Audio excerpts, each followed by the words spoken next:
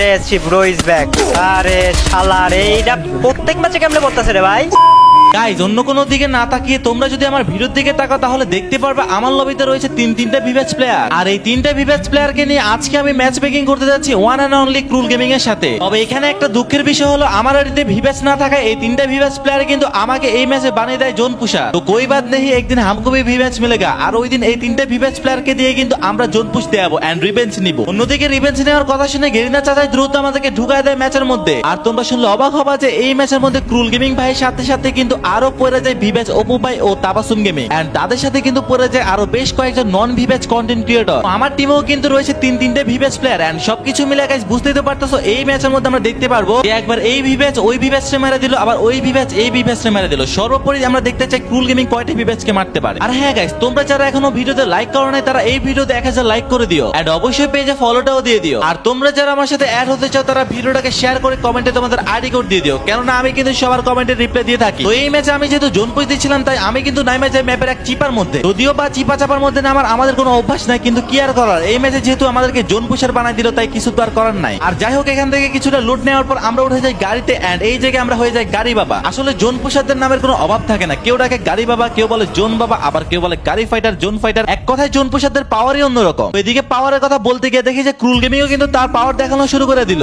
And এই জায়গায় কিন্তু ক্রুল গেমিং আমার টিমে থাকা ভিভেজ আজিম গেমিং ও সিএম ভাইরে মেরে দেয়। তবে সিএম ভাইরে মনে হয় এখানে আমার 4 নাম্বার টিমমেট বাঁচাই দিল, যে কারণে এখানে সিএম ভাই মরে না, উনি কিন্তু রিভাইভটা পাওয়া যায়। কিন্তু অন্যদিকে সিএম ভাইরে বাঁচাই দিয়ে আমার 4 নাম্বার টিমমেট নিজে কিন্তু মারা খেয়ে যায় ক্রুল গেমিং এর হাতে। এন্ড এই জায়গায় হঠাৎই কই থেকে যেন একটা জোন পুশার আমার সামনে চলে আসে, আর আমি জোন পুশারটার গাড়িতে এখানে অনেকগুলো ফায়ার করি, এন্ড তারে বুঝাই দিই যে এখানে একটা প্রো প্লেয়ার আছে, এখানে কোনো জোন পুশার নাই, তাই তুমি ভাগো। তবে এখানে জোন পুশারটা আমার ভয় ভাগতে না ভাগতেই দেখি যে ওরে বাবা কতগুলো ভিভেজ, একটা ভিভেজ ওরে মারলো, ওই আবার এরে মেরে দিল। তো যাই হোক, এই জায়গায় যখন আমরা আরো 10 চালাইতেছিলাম ঠিক তখনই দেখি ক্রুল গেমিং কিন্তু আমার 4 নাম্বার টিমমেটে মেরে দিছে, এন্ড তার একটু পর কিন্তু আমাদের 1 নাম্বার টিমমেটও মেরে দিছে। আর এই জায়গায় মনে হয় আজিম ভাইও মেরে দিবে। কি ব্রো, তুমি কি মরবা না? না, আজিম ভাই মনে হয় এখানে মরবে না, উনি মনে হয় আমার বাকি টিমমেটদের থেকে একটু প্রো আছে এখানে, যে কারণে উনি কিন্তু মরে না। তবে এখানে আমাদেরকে চলে আসতে হবে আমাদের টিমের যে কুখ্যাত দুইটা প্লেয়ার বইরে গেল তাদেরকে রিভাইভটা করার জন্য। আর আমরা রিভাইভটা করতে করতে তোমরা যারা এখনো ভিডিওতে লাইক করো নাই তারা ভিডিওতে লাইকটা করে দিও, এন্ড অবশ্যই পেজে ফলোটাও দিয়ে দিও, কেননা গাইস আমাদের 4 লাখ ফলোয়ার হইতে আর বেশি একটা ফলোয়ার লাগে না, তাই আলসিয়ামি না করে ফলোটা দিয়ে দাও। তো এই জায়গায় আমার টিমমেটদেরকে রিভাইভ দেওয়ার পর এখানেও কিন্তু একটা জোন পুশারকে আমি কিছু ফায়ার করি, এন্ড তারা কিন্তু একটু ভয় দেখা দিই। আর এখানে জোন পুশারটারে ভয় দেখানোর পর আমি উঠে যাই আমার R110 এর উপর,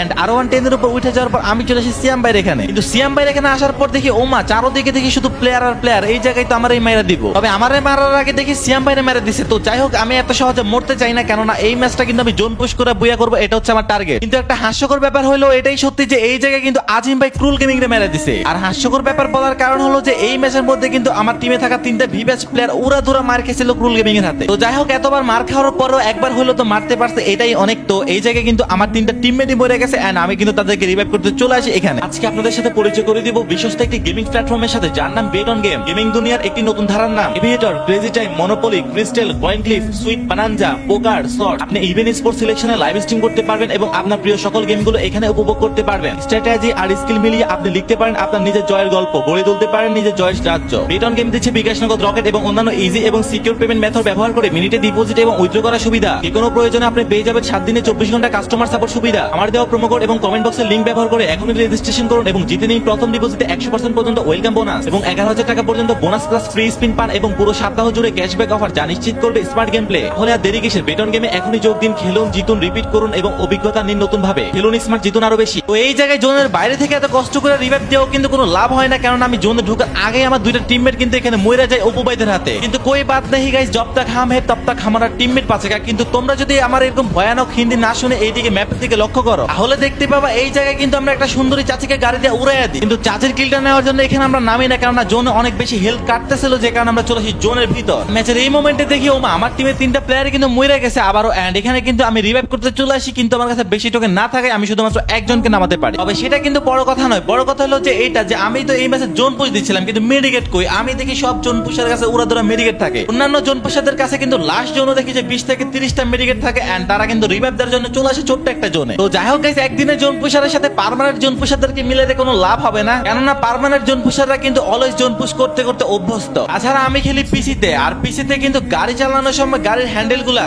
এ না কি বলে হ্যান্ডেল না, গাড়ির ব্রেক গুলা হবে তো ব্রেক গুলো কিন্তু guys ঠিকঠাক মতো কাজ করে না। তো এই জায়গায় কিন্তু আমার টিমের লাস্ট যে ভয়ঙ্কর প্লেয়ারটা বাইতে ছিল সেও কিন্তু এখানে মরে যায়। এন্ড ম্যাপের মধ্যে কিন্তু এখনো বাইচে আছে 10টা প্লেয়ার, তবে এই 10টা প্লেয়ারদের মধ্যে কিন্তু 4টা প্লেয়ারের একটা স্কোয়াড হচ্ছে হ্যাকার স্কোয়াড। আর ওই হ্যাকার স্কোয়াডটা কিন্তু ক্রুল ভাইদের ফুল স্কোয়াডটা একটু আগে কিন্তু মাইরা দিছিল। তবে গাইস তোমরা কিন্তু একটু পর দেখলে অবাক হবা যে এই জায়গায় কিন্তু হ্যাকারদের হাতে আমি মরে যাই, বাট আমি মরে যাওয়ার আগে কিন্তু আমি একটা হ্যাকারদের মাইরা দিই। আর ম্যাচের লাস্ট মোমেন্টে এই জায়গায় কিভাবে জানি আমার গাড়িটা পাহাড়ের মধ্যে আটকে যায়, এই কারণে দ্রুত আমি গাড়ি থেকে নামে যাই, বাট নামে কোনো লাভ হয় না, হ্যাকার হাতে একটা স্ন্যাপার শট খেয়ে যায়। কারণ আমার সামনেই ছিল কিন্তু হ্যাকারদের ফুল স্কোয়াড, এন্ড এই জায়গায় কিন্তু হ্যাকাররা আমার উত্তম মধ্যম দিয়ে গাইস লবিতে পাঠায় দেয়। তো যাই হোক গাইস, এই ম্যাচের মধ্যে কিন্তু আমরা অনেক ভয়ঙ্কর লেভেলের একটা জোন পুশ করছিলাম। আর তোমরা কারা কারা ভালো জোন পুশ করতে পারো তারা কিন্তু কমেন্টে তোমাদের আইডি কোড দিয়ে যাও। আর এই জায়গায় কিন্তু হ্যাকারের স্কোয়াডটা ম্যাচটা বুয়া পেয়ে যায়, আর বুয়াটা পাওয়া অনেক স্বাভাবিক ব্যাপার, কেননা তাদের স্কোয়াডে 4টা প্লেয়ারই হচ্ছে হ্যাকার।